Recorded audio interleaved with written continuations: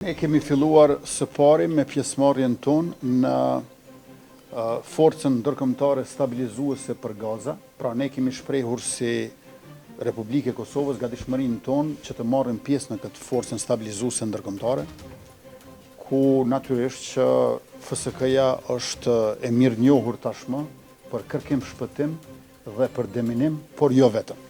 Me qenë se do të marrim pjesë në forcën stabilizuese ndërkombëtare, ne kemi qenë të interesuar që natyrisht të marrim pjesë edhe në organet vendimmarrëse politike për atë forcë stabilizuese ndërkombëtare. Kryeministri në detyrë, nuk jam ende në mandatin tim të tretë, por kudo që ka nevojë për paqen në botë, ne dëshirojmë që të kontribuojmë, sepse kemi qenë përfitues të paqes në vendin tonë nëpërmjet forcave ndërkombëtare.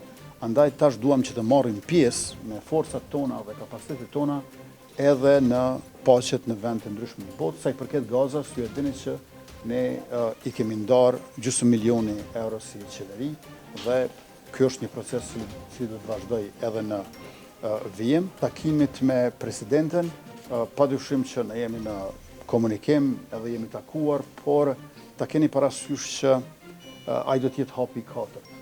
Ne pas certifikimit të rezultatit të zgjedhjeve dhe trajtimit të gjitha ankesave të mundshme, kemi nevojë për 3 hapa paraprak.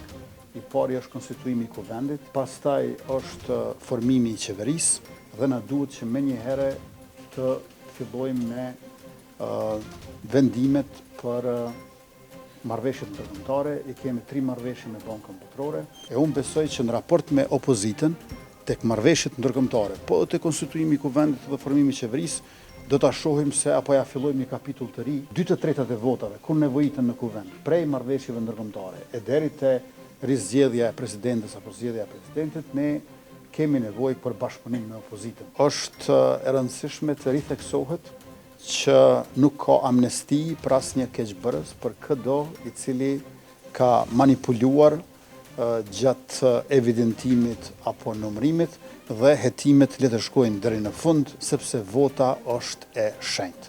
Në anën tjetër, ju e dini që në lëvizjen vetëvendosje ekziston edhe komisioni disiplinor, kur ti kemi të dhënat e plota, padyshim që do të shihet nëse ka material edhe për ata, por tash për tash nuk mund të themi. Duket që janë disa komuna në të cilët janë më të përqendruara këto manipulimet, ndërkaq sa i përket gjykatës kushtetuese, ne kemi vetëm njoftimin e gjykatës kushtetuese, nuk e kemi arsyetimin për vendimin e tyre. Besoj që në javën e ardhshme do ta kemi aktgjykimin me përmbajtjen e plot. Pra ajo çfarë unë shpresoj është që aktgjykimi i gjykatës kushtetuese i janar-shkurtit 2026 të mos jetë në kundërshtim me ato aktgjykimet e vitit 2025